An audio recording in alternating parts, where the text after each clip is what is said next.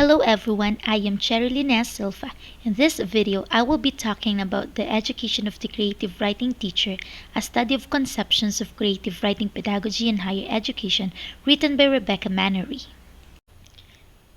Before we proceed to the discussion of the study itself, let us know more about the author. Rebecca Mannery is a graduate student instructor from the University of Michigan from 2010 to present. She teaches academic argumentation, creative writing, and first-year composition. This study focuses on the education of the creative writing teacher and in how teachers will make classrooms welcoming spaces where students can engage in and reflect on meaningful acts of literacy. Let us now have the first part, which is Pedagogic Identities and Communities of Practice. In this part, we will be defining the key concepts, communities of practice, and pedagogic identity. Community of practice is defined by Lev and Wenger in situated learning, legitimate peripheral participation, as an activity system about which participants share understandings concerning what they are doing and what that means in their lives and for their communities. Wenger further defines communities of practice as groups of people who share a concern or a passion for something they do and learn how to do it better as they interact regularly. In short, it is an organized group of people who have a common interest in a specific technical or business domain. If you notice, my dear classmates, Dr. Rowell always reminds us the role of different social media platforms such as Facebook, Twitter, Instagram, LinkedIn, Viber, WhatsApp, among others, in dissemination of content. It is because the social media platforms also act as communities of practice, not just for content creators, but also for creative writers. And with that being said, let us talk about the three crucial characteristics of communities of practice. Those are a shared domain of interest, a community, and a practice. So for a vivid description of the characteristics of communities of practice, let us take for example Wattpad. I don't know if you already heard of it, but Wattpad is a popular platform nowadays. It is actually a global community of readers and writers.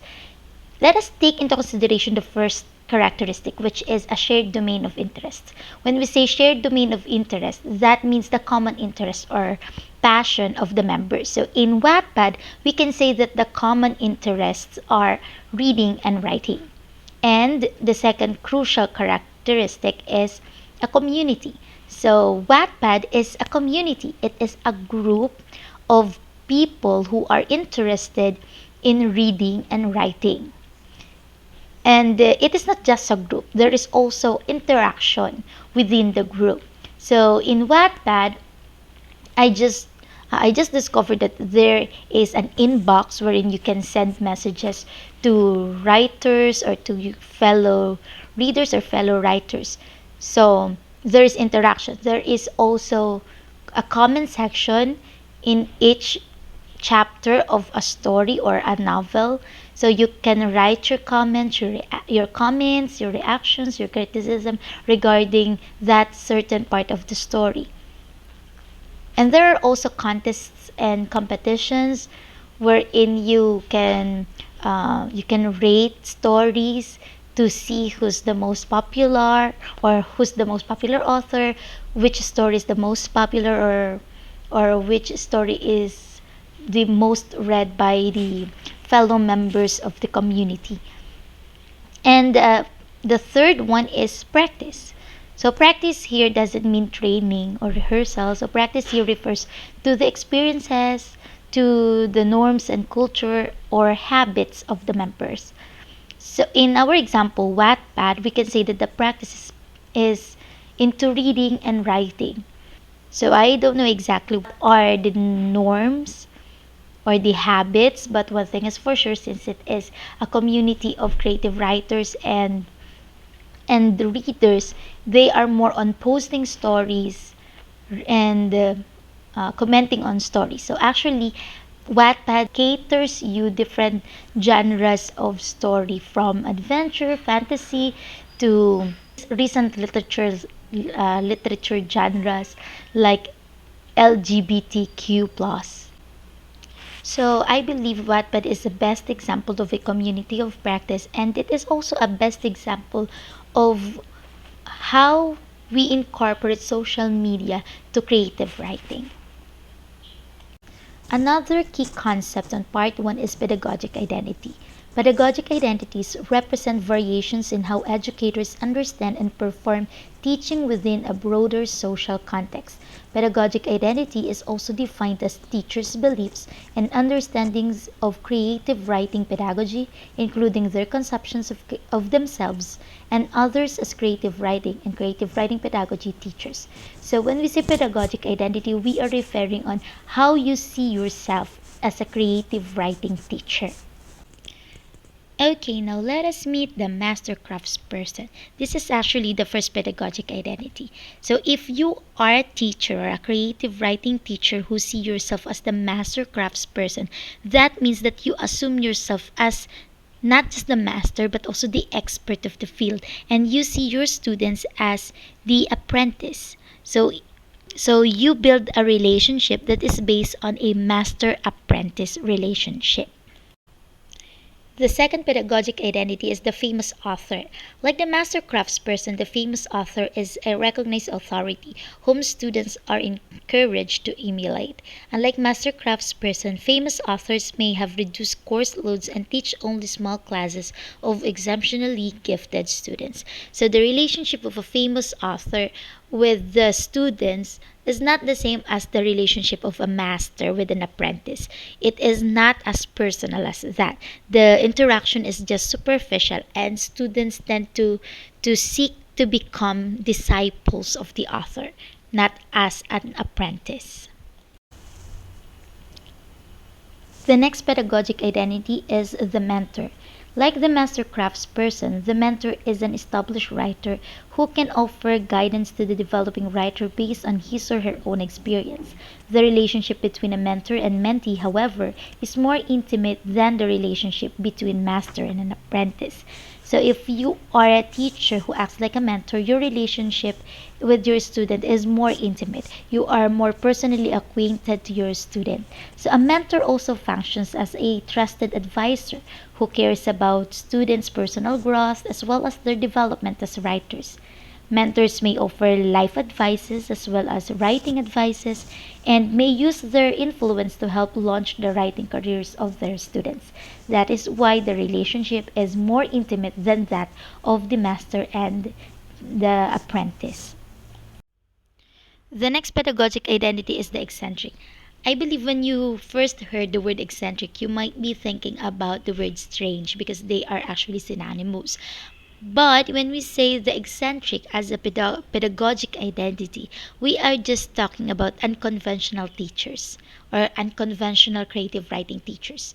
These teachers are not doing what is the traditional way of teaching creative writing. They are trying to explore some other ways, trying to innovate some ideas. And I think eccentric, this is personally my idea, the eccentric teachers are the most creative ones because they think out of the box. The last pedagogic identity is the literary intellectual. So the literary intellectual creative writing teachers are those who are acting like critics. You make your work, pass your work to them and wait for the criticism. And they give criticism without considering personal connection with them or any attachment with them. Now that we already gained ideas regarding communities of practice and pedagogic identities, let us move on to the second part of this presentation. The second part of this presentation deals with the imaginable parlors, the creative writing pedagogy classrooms, or virtual spaces where pedagogic identities and practices are performed, discussed, and developed by the study participants and their students. These imaginable parlors that we're going to discuss are based on the descriptions of the classes of the respondents of the study. Let us start off with Parlor 1 with Teacher Cory. This imaginable classroom is also known as the writing workshop and the invisible classroom. So how does this invisible classroom work? The course is taught entirely online. The 4-week asynchronous course design meant that students and instructor never met in real time, even virtually, and that all readings and coursework had to be completed within 4 weeks. The course is structured around the idea that the text can be improved with the workshop model, where the wise, experienced instructor hands down advice and certain kinds of edits, and the text is the focus of the workshop. And then all the ideas that stem from the metaphor of master craftsperson, the idea that the master craftsperson gives the writer's tools, fixes what's wrong with the text. The second parlor is Drew's classroom, which is known Identity and Ambiguity. In describing the course, Drew says that about a third is how you would teach creative writing in an academic setting, but another third of it is teaching and talking about the opportunities to teach outside of academia, such as in prisons, in community centers. The other third of the course is focused on trying to make students aware of issues within the discipline and within academia, a topic that is clearly of great importance to Drew. The third parlor is Hayden's Teaching What You Wish You'd Been Taught.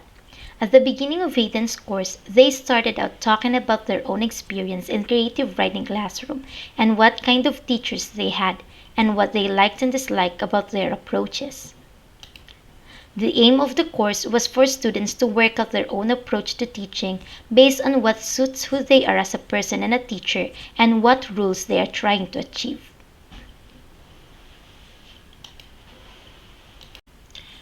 Parlor 4 is Kai's Studio Dreams. Kai encourages students to reflect on their own experiences in creative writing classes, which they hadn't thought about critically before taking the course. The fifth parlor is Survival Training by Lee. Lee's goal for students was for them to become teachers who could engage students in a way that allowed them to be animated and enthusiastic in talking and feeling and actively creating things and thinking about what they are doing and sharing their work with other people openly.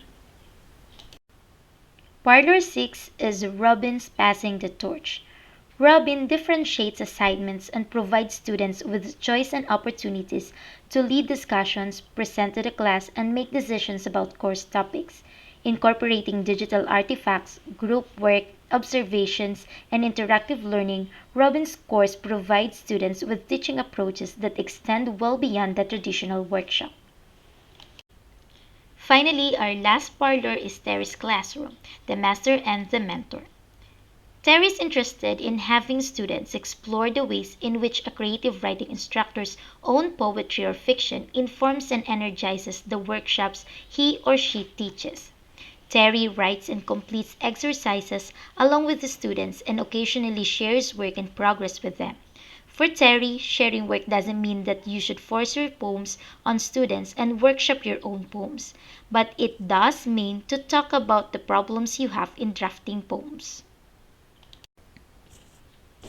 Thank you so much for bearing with me. Those are the important points from Rebecca Mannery's dissertation, which I think are worthy to be shared.